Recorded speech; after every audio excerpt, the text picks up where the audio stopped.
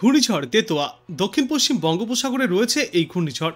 এটি উত্তর উত্তর পশ্চিম দিকে এগিয়ে ক্রমশই তা তামিলনাড়ু এবং পন্ডিচেরির উপকূলের দিকে এগিয়ে আসবে। আগামী 12 ঘন্টার মধ্যেই এটি স্থলভাগে প্রবেশের সম্ভাবনা। তবে এর সরাসরি কোনো প্রভাব পড়বে না বাংলায়, কিন্তু হাওয়ার গতি পরিবর্তনে তাপমাত্রায় তারতম্য শুরু হয়েছে।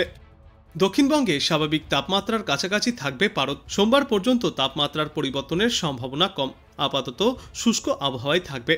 কোনো কোনো জেলায় সকালের দিকে কুয়াশা এবং পরবর্তীতে পরিষ্কার আকাশের দেখা মিলবে। সকালে ও রাতে হালকা শীতের অনুভূতিও পাওয়া যাবে। কুয়াশার সতর্কতা না থাকলেও কিছু জেলায় সকালের দিকে হালকা কুয়াশার সম্ভাবনা। তাপমাত্রায় খুব একটা বড় পরিবর্তনের সম্ভাবনা নেই উত্তরবঙ্গের পার্বত্য এলাকাগুলিতেও। বৃষ্টির সম্ভাবনাও নেই, মূলত শুষ্ক আবহাওয়া দেখা যাবে। নিচের দিকের জেলা অর্থাৎ 2 দিনাজপুর এবং মালদাতে তাপমাত্রা সামান্য বাড়তে পারে আগামী উইকেন্ডে। আগামী 4 দিনে সর্বনিম্ন তাপমাত্রা অর্থাৎ রাতের তাপমাত্রায় বিশেষ কোনো পরিবর্তন ঘটবে না। তবে তারপরে 2 থেকে 3 দিনে 2 থেকে 3 ডিগ্রি সেলসিয়াস পর্যন্ত তাপমাত্রা কমে আসতে পারে। আগামী কয়েকদিনে কলকাতা ও সংলগ্ন এলাকায় সর্বনিম্ন তাপমাত্রা থাকবে 16 থেকে 17 ডিগ্রি সেলসিয়াসের ঘরে। তবে পশ্চিমবঙ্গের পশ্চিমা অঞ্চলের জেলাগুলিতে পারদ আরও কম থাকবে। সেখানে সর্বনিম্ন তাপমাত্রা পৌঁছাতে পারে 12 ডিগ্রি সেলসিয়াসের ঘরে, অর্থাৎ শীত আরও কিছুটা জাঁকিয়ে বসতে চলেছে। রাজ্যের মধ্যে সবচেয়ে কম তাপমাত্রা থাকবে পুরুলিয়া, শ্রীনিকেতন এবং দার্জিলিংয়ের পাহাড়ি এলাকায়। পুরুলিয়াতেও পারদ নামবে 12 ডিগ্রি সেলসিয়াসের ঘরে।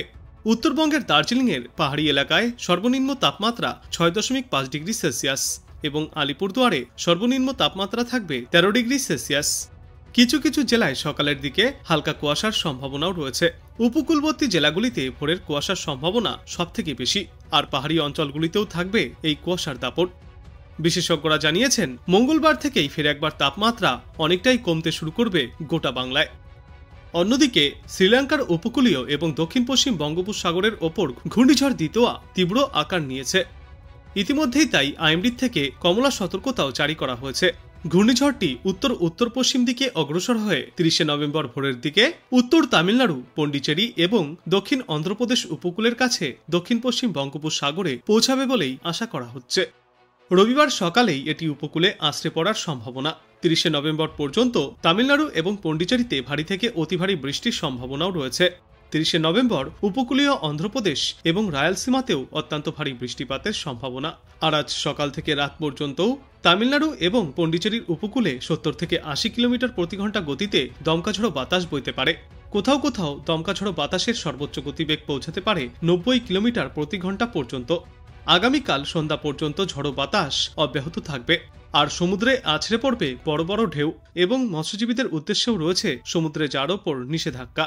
1 ডিসেম্বর পর্যন্ত তামিলনাড়ু, পন্ডিচেরি এবং দক্ষিণ অন্ধ্রপ্রদেশের উপকূলে মাছ ধরতে যাওয়ার ওপর নিষেধাজ্ঞা জারি করা হয়েছে।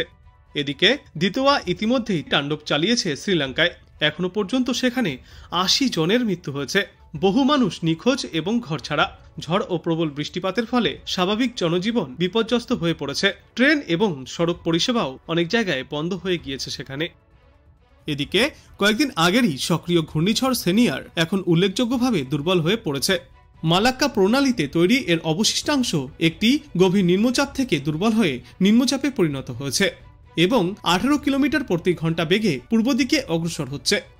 আবহাওয়াবিদরা জানিয়েছেন যে ডিটোয়া এবং দুর্বল হয়ে পড়া সিনিয়রের সম্মিলিত প্রভাবে দক্ষিণ ভারতের রাজ্যগুলিতে ভারী বৃষ্টিপাত চলবে। 30 নভেম্বরের মধ্যেই তামিলনাড়ুতে ভারী থেকে অতি ভারী বৃষ্টির পূর্বাভাসও দেওয়া হয়েছে। গতকাল থেকে আগামীকাল পর্যন্ত ভারী বৃষ্টির সম্ভাবনা রয়েছে দক্ষিণ ভারতের একাধিক প্রান্তেই। 1 ডিসেম্বর দক্ষিণ অন্ধ্রপ্রদেশ এবং রায়ালসীমায় ভারী বৃষ্টিপাতের পূর্বাভাসও দেওয়া হয়েছে। 30 নভেম্বর এই অঞ্চলগুলিতে অত্যন্ত ভারী বৃষ্টিপাতের সম্ভাবনা। কেরল এবং তেলেঙ্গানার জন্য সতর্কতা জারি করা হয়েছে। 29 নভেম্বরের মধ্যে কেরল এবং মাহেতে ভারী বৃষ্টিপাতের সম্ভাবনা। তেলেঙ্গানায় 30 নভেম্বর থেকে 1 ডিসেম্বর পর্যন্ত বৃষ্টিপাতও হতে পারে। আজ কর্ণাটকে ভারী বৃষ্টিপাতের সম্ভাবনা রয়েছে। আবহাওয়া দপ্তর সতর্ক করে জানিয়েছে তামিলনাড়ু, কেরল এবং উপকূলীয় অন্ধ্রপ্রদেশ, কর্ণাটক এবং আন্দামান ও নিকোবর দ্বীপপুঞ্জে বজ্র বিদ্যুৎ সহ ভারী বৃষ্টিপাত চলবে। তবে এই সিস্টেমের জেরে বাংলার আবহাওয়ায় তেমন কোনো পরিবর্তন দেখা যাবে না। আগামী কয়েকদিনে সর্বনিম্ন তাপমাত্রা 2 থেকে 3 ডিগ্রি সেলসিয়াস পর্যন্ত বৃদ্ধি পাবে এবং পরবর্তী 3 দিনে বাংলার অঞ্চলগুলিতে বড় কোনো আবহাওয়ায় পরিবর্তন লক্ষ্য করা যাবে না। অর্থাৎ শুধুমাত্র এই কয়েকদিনে শীত কিছুটা কম থাকবে।